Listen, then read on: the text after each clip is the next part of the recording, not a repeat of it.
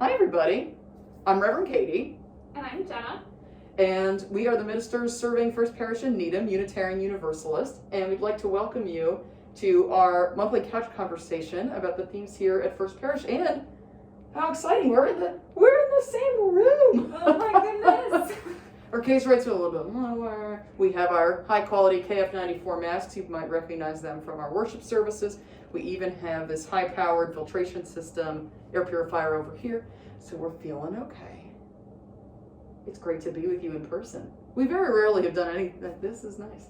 And it's great to have you back to talk about our monthly themes. This is May of 2022, and our monthly theme at First Parish is Divinity and Reverence, which we're weaving into our worship services, our small group ministry program, and our Lifespan RE. And I'm curious, Jenna, on this topic of divinity and reverence, if there are times that you can think about where you sort of encountered mystery, as in Unitarian Universalism, we don't have a creed about what God is, or what God isn't even, or that God isn't, or is. So I think about divinity and reverence as a mystery that we might encounter and then inspires reverence and awe in us. So I'm curious, Jenna, what are times that you've had that kind of experience in your life? I love this question. The story that comes to the top of my mind first is I've always loved our first UU source because of this, connecting to that transcendent sense of mystery or awe. This was the very end of a through hike, a 26-day through hike in the High Sierras in California. Wow. And this was the John Muir Trail. We were hiking from Yosemite Valley all the way down to Mount Whitney. And we were told that it's really special if you can hike Mount Whitney by headlamp so that you can watch the sunrise over Mount Whitney. Mount Whitney is the highest point in the lower or contiguous 48 U.S. states.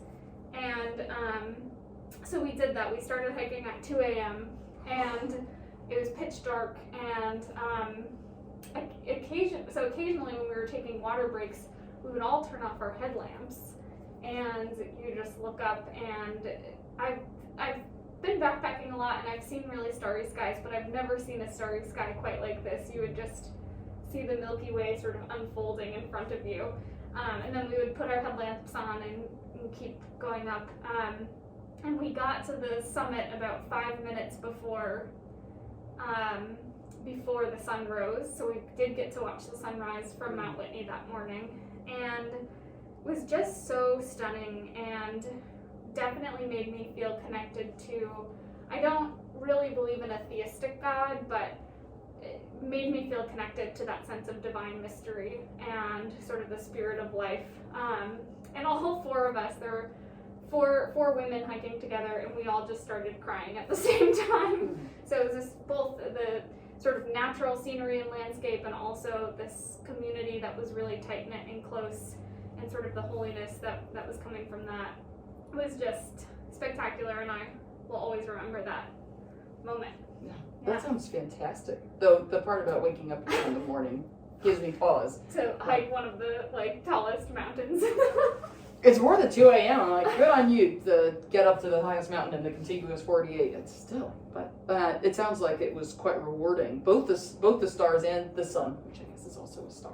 Yes, that's true. No, but that sounds wonderful, and it really captures that sense of reverence that we're going to be talking about throughout this month. I have a categorically very different story. I would love to hear your story now. Well, especially if it's categorically very different. Oh, it's very different. So this is a story from when I was in college, and it's more about mystery, and I suppose a sense of openness to what could be. So when I had lived in India for the first time, I volunteered at a Catholic orphanage, and one of the gifts that they gave me when I was leaving was a rosary ring. And I wear a different version of it. That one kind of fell apart a while ago. But they gave me a rosary because they were Catholic. So this is a ring with little nub beads on it that you can use for counting prayers. Oh, okay. They're great, and I like taking it around with me. So I had this rosary ring that was gifted to me at the small Catholic orphanage outside of New Delhi. And I was in the Phipps Garden in Pittsburgh, very close to my college, Carnegie Mellon. And I was about to exit the building. I'd exited the gardens with some friends, and I realized the ring was gone. It just wasn't on my hand. I was like, oh my gosh, where did it go? I lost it in a garden. So I went to, we kind of walked around like, is it just on the floor here? I went to, I guess the person just clerking the desk. And I said to her, like, I lost this ring. It's round and silver, and it's got little nubs on it. And she's like, oh, you lost a rosary ring. I was like, yes, that is what happened.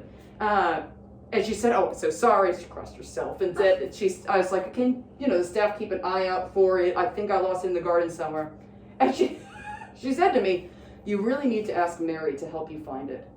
And literally the first thought in my head was like, who is Mary? How do I find her? Does she work here? And I was like, oh my God, she means the Virgin Mary. Of course, that's what she means. And so I thought to myself, I was like, okay, well, that's her advice. And so I remember having like a little prayer in that moment, being like, Mother Mary, I don't know if this really qualifies as something worthwhile to talk to you about. I don't know if you're listening, but if you could help me find my ring, I would really appreciate that.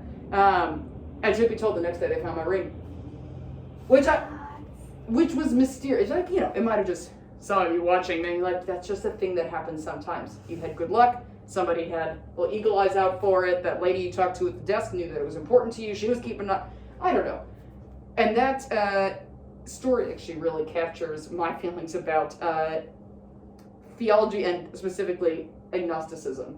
Because when she suggested to me that I pray to the Virgin Mary to find my rosary ring, I was like, I don't think that will work. I don't actually think that the Virgin Mary can like pluck my ring out from wherever it has been lost and put it inside of somebody else. I don't think that is going to happen. And at the same time, what do I know? So I was like, I'll give it a try. Like, I'm gonna ask my community here at the Phipps Garden, can you keep an eye out for it? And also, sure, I'll ask Mary to look out for it as well. And that's sort of my general way of things spiritually. And part of why I'm a Unitarian Universalist is that I feel very comfortable with the idea that I don't know what happens in a spiritual sense, on the spiritual plane of things. And that it could be almost anything. I have my opinions about it, but I am grateful to be in a faith tradition where I can have a story like that, and it did not radically change my whole world. So it's like, well, maybe that is what happened. That's fine. And I could move on and be very grateful still that my ring was returned to me. But it didn't shatter my Unitarian Universalist faith that maybe Mother Mary helped find my rosary ring. Because that is within the wide circle of things of theological beliefs that are fine within Unitarian Universalism. It doesn't strike against our shared ethical commitments. It's just in this wide circle. And I love that about Unitarian Universalism, that we can draw the theological circle so wide. That something like that might seem on first glance so well outside can still be within. And again, I was very glad to get my ring back. I honestly don't know. They didn't tell me where they found it. I don't know how they found it. It's a very large garden. And yet, there it was, returned to me. And this moment for the very first, for the first time, I think it's giving me a new understanding of when we call it our living tradition. Like it grows with us. Yes. And it has room for belief, for disbelief. I love that story. Yeah. That's such a powerful story. Yeah. And now I know what this ring is. Ta-da. Yeah. Which, I feel like a bad Catholic. Growing up Catholic. Well, this is both not actually a rosary ring. I found one that is sort of a more generalized prayer ring. Okay.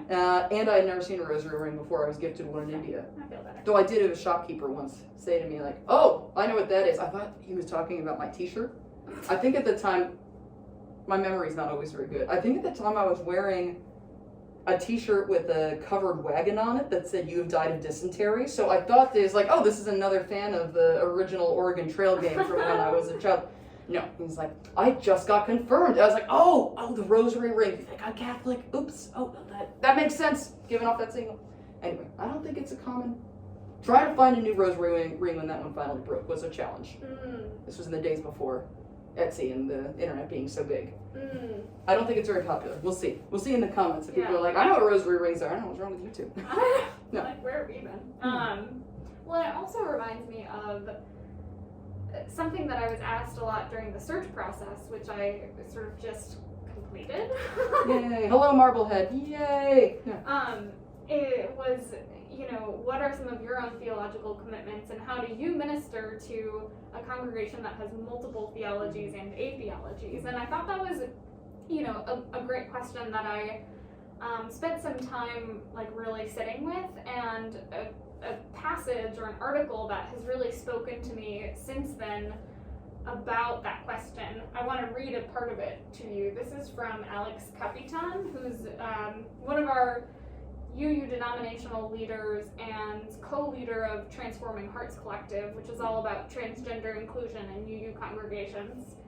So Alex writes, this is a UU article called Queering Faith, and Alex writes, queering faith means actively talking about our different beliefs, deeply sharing the practices that make each of us feel connected and grounded, and experiencing joy and wonder in how different they are.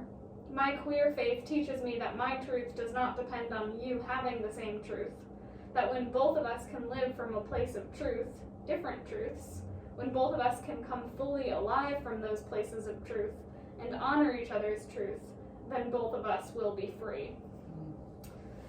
And I just love that, because it moves the position from saying, it's okay that we all have different beliefs and we can cohabit and live well even though we don't agree on things, to saying like, oh no, that's actually part of the beauty that we learn in UU circles, how to love and care deeply for people who disagree with us, and we add texture to our own theologies by encountering people with different theologies. And so I just love, I recommend you go back and read the full article in the UU World magazine. It's a really good one. Yeah. And I love this, what Alex has written here about encountering and experiencing each other's faith with joy and wonder in that difference. It emphasizes that as Unitarian Universalists, we can get a little bit focused on the uni part and think, oh, we have to be unified. But actually part of the beauty of our faith is that we are united in our values and many of our actions, of how we take our values out in the world, but that there is so much, there can be, if we're open to it, so much wonder, joy, and beauty in the differences of our spiritual practices, what feeds our ethics and our actions. I think that's just great.